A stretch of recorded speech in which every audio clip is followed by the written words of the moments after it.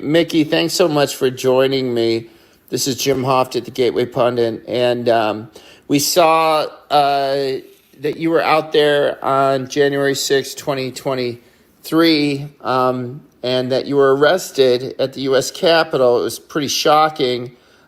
We also put up a tribute to you, Micki, because since your daughter was killed in the U.S. Capitol in 2021, Ashley Babbitt, you've been doing a lot of work with these political prisoners who are still jailed in Washington, D.C. and other places for the very serious crimes of walking inside the U.S. Capitol or somewhere outside the Capitol, and they're being charged with insurrection and these conspiracies to overthrow the government, and a lot of these men have not even been to trial yet after 2 years.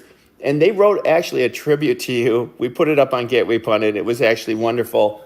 It was beautiful. Thank you so much. They appreciate everything you've been doing. But maybe you could tell us about your day. Our heart goes out to you, of course, on the loss of your daughter, and we just are so impressed with the work you've done. But maybe you could tell us about your arrest on January 6th on Friday, which was just shocking. It was shocking to me as well. And just want to clear something up, though. Nobody has actually been charged with insurrection. They're trying to get them on seditious conspiracy. Thank you. But no, that's okay. And I appreciate the article that Kara wrote, and it was amazing. It touched my heart. And, what we do need to remember is every single person involved in this is a person, a human with families and people that care about them. And for this country just to throw them away without due process and without actually seeing what happened that day. Troy Nehls recently visited the prison, and he obtained visitation rights for these men, that their visitation after 2 years and not seeing their families' faces at all, they will get to have the opportunity to have visitation starting Friday. They have religious services starting today, and none of these things they've had for the past 2 years. And they're horrible conditions. And we have actually less people right now in the D.C. jail than we do in other areas of the country. I mean, other jails. I mean, there are several jails in the, collective area. D.C., Virginia has several. Pennsylvania, we've had a lot of men moved out of Northern Neck facility because of the horrible treatment and because of the light and the attention we've drawn. And when I say we, I mean the Northern Neck Patriots are an activated group of people that have very, I had very little influence over that, but they are an activated group of American citizens that support J6ers from jump. And they have sought out justice for the way these men in this prison are being treated. And good for them. Some of the higher ups that one of the judges has part ownership in this jail, and so people are sentenced to harsher sentences, and people are making money in a circle that should not exist, and judges should not be able to have ownership in a prison. Yeah. I just think that's a conflict of interest. Yeah, it certainly sounds like it. Could I interrupt you one moment? Sure. I had heard actually from some of these political prisoners that Representative Nehls had visited them in prison, and some of them were a bit discouraged, but you're saying that actually Representative Nehls was able to get them visitation and get them religious services after 2 years of not having that. Is that correct? Well, Congressman Nehls, the men were a bit discouraged because he was talking about if they're there for assaults on a police officer, he's not there for them. And I appreciate the visitation after 2 years. I just don't know where anybody's been in the interim. It's been, like I said, it has been 2 years. Everybody knows it's been 2 years. And if it was as easy as a visit to jail that said, hey, these men deserve their rights, then I believe that should have happened a long time ago. I appreciate him finally taking some action, or somebody finally taking some action and getting these men some of the, rights restored to them. But he did talk to some of them in a condescending way. And I would just like to point out to Congressman Congressman Nels that I have heard him publicly say that he knows my daughter was murdered. Michael Byrd is a member of the Capitol Police Force, and his behavior was reprehensible that day. And it would be my hope that he would consider the fact that some of the actions of the other Capitol Police were reprehensible that day. And some men that are facing decades in prison were actually involved in trying to save the lives of other people. Ronald McAbee was an active sheriff when he tried to protect Roseanne Boylan's life, and he picked up a assault on a police officer charge and is looking at decades in jail for trying to save lives. And I was incorrect in Michael Byrd receiving a medal. He did not. It was my mistake. There was some hoopla going on around about that. But back to Congressman Nels, he has done more things for the prisoners than anybody's done in 2 years. But I would implore Congressman Nels to look into the fact that several Capitol Police officers were behaving badly that day, right. And we need to, the thing is, let's look into it. Let's see, you cannot automatically assume that people in orange jumpsuits are guilty. That's why they're entitled to their due process, which they've not had. And to say that anybody there involved in assault on a police officer that day is automatically guilty, I don't believe that, because I believe it's people's moral obligation, American citizens and humans as a whole, to prevent murder when they see it occurring, even if the perpetrator is wearing a uniform. So uniforms do not exonerate people. They still need to be held accountable for their actions. And I don't believe we've had any real investigation into their behavior that day. And I absolutely think that's called for. I think that's so well put, Micki. No one could have said that better than you. And it's very true. And what we're finding is with this January 6th investigation, of course, it was a sham, what the committee did. And now we see that they released a lot of identification, Social Security numbers on some of the witnesses.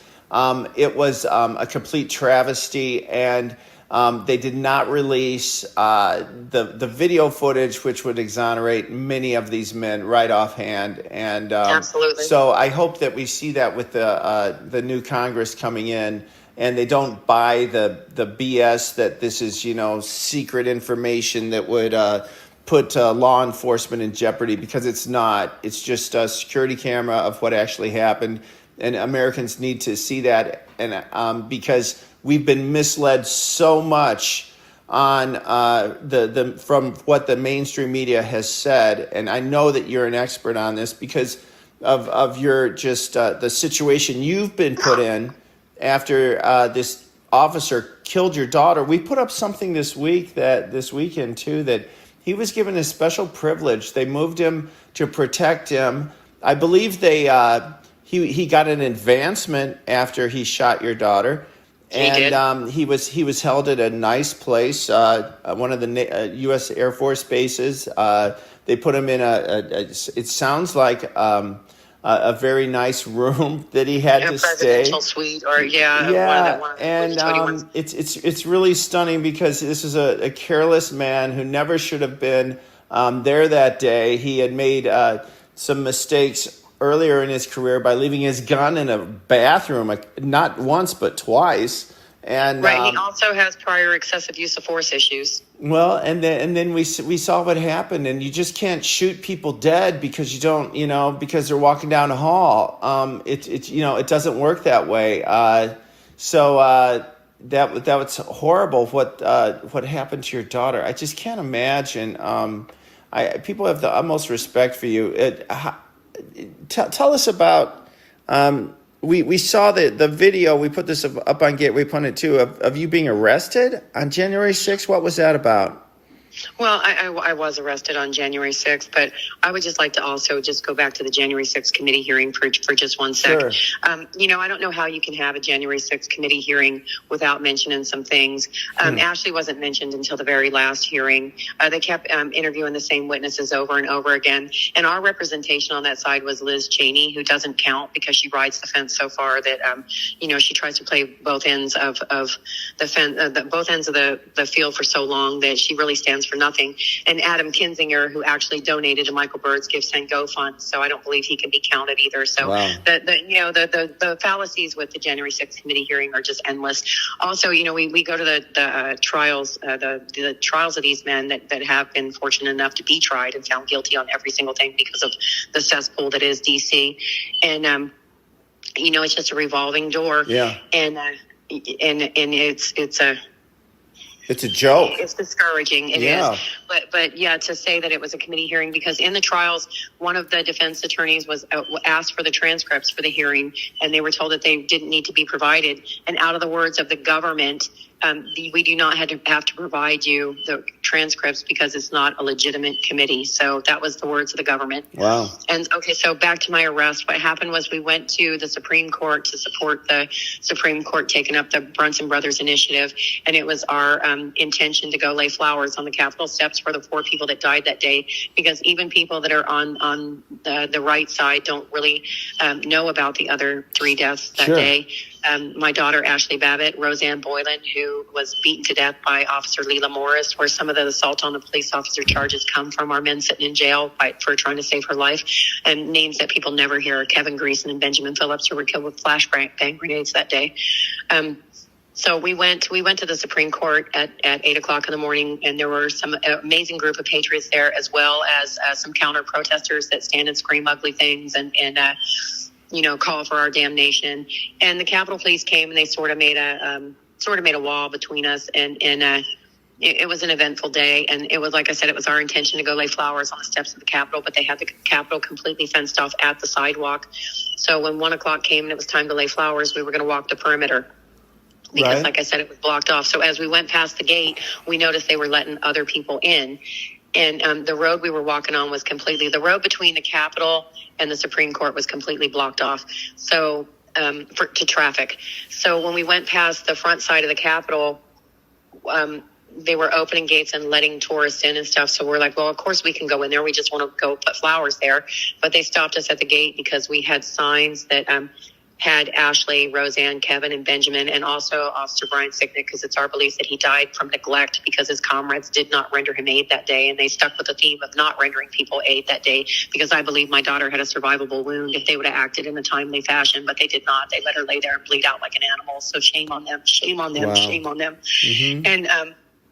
And so anyway, so we went to go in, and they wouldn't let us take our signs. So we were willing to make that concession to leave the signs out with somebody watching them. And then they told us that we couldn't take American flags on the Capitol grounds in the United States in this country. So we opted to take the sidewalk, walk the perimeter, and put our roses at the fence. So everything was okay until we walked down where we would have had to make a right-hand turn coming up on the I don't know, east from west side of the Capitol. I don't know. But when we made our right-hand turn, there was no place for us to walk because they had the bicycle barricades completely to the end of the circle. So it was a 4-lane road, 2 directions in each way.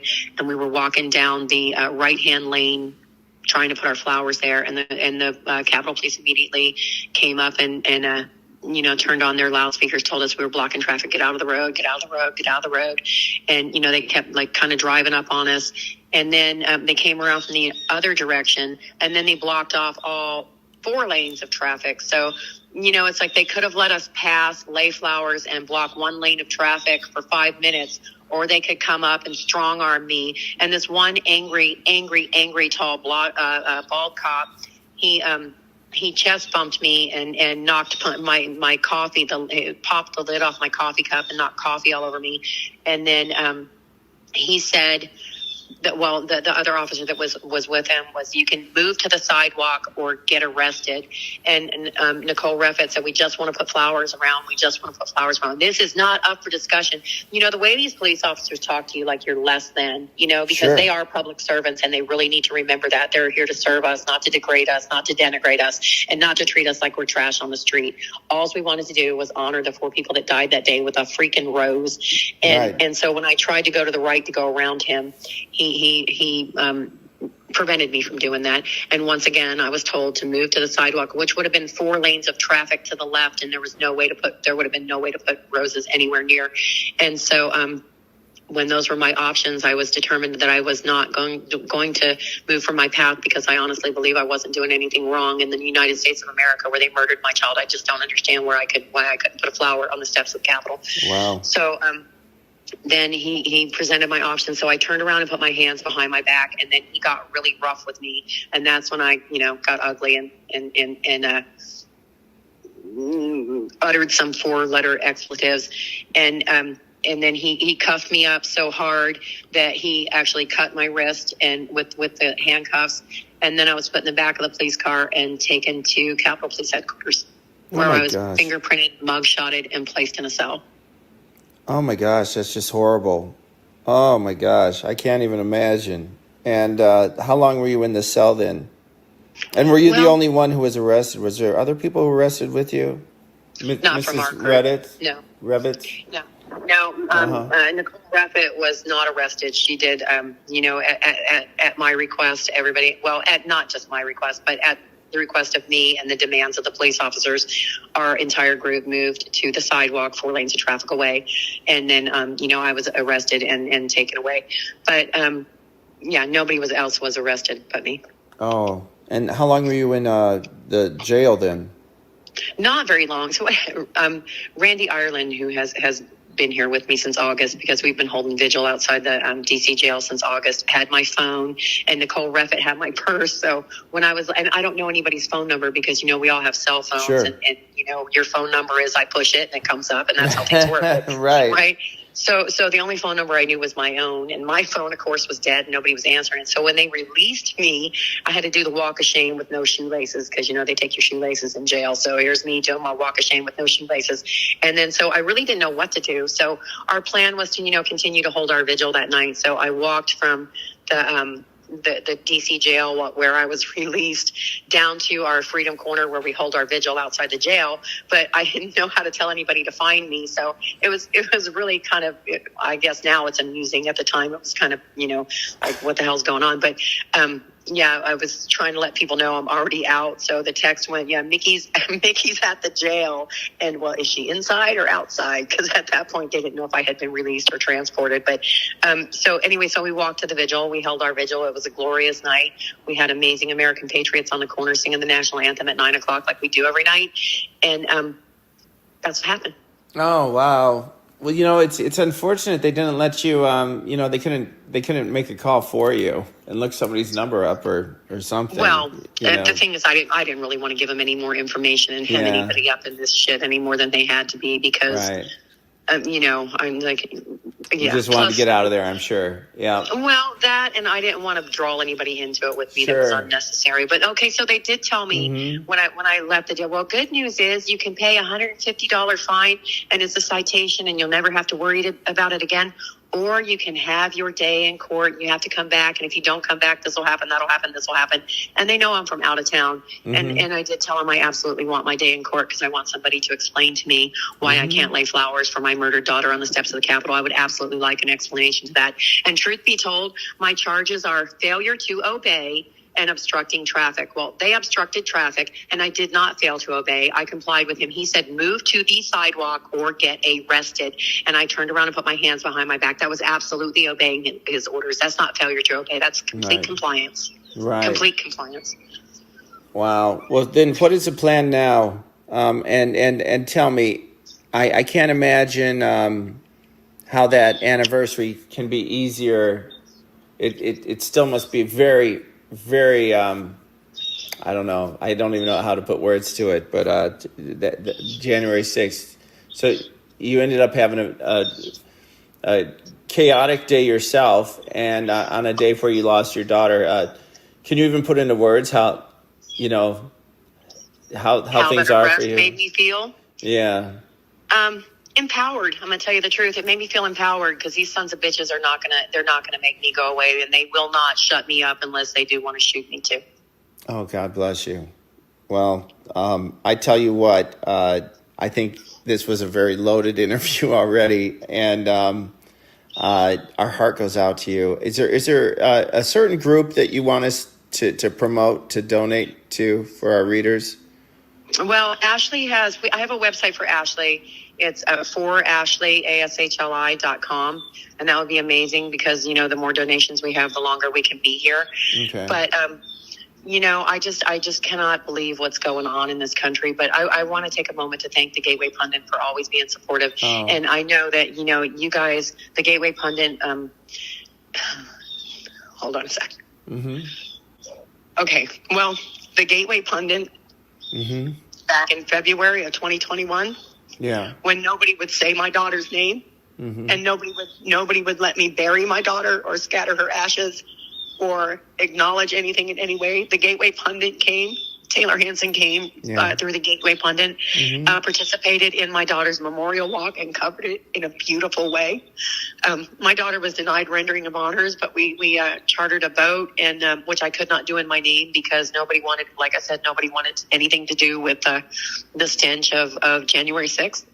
And Taylor Hanson accompanied us on the scattering of my daughter's ashes, and we did have a lovely ceremony where a flag was presented to me, and it was a beautiful thing, and I wanted to just say that I appreciate the Gateway Pundit and all their support throughout all of this. Well, thank you, Micki. Anything we can do for you, our heart goes out to you, and thank you for doing the work you're doing today. So I know there's a lot of people out there that appreciate it, and a lot of people need it. So we'll get through this somehow, and God bless you. Please stay in touch, all right? All right, thank you, and call me anytime, Jim. I appreciate it so much. Thanks, Micki. All right. Okay.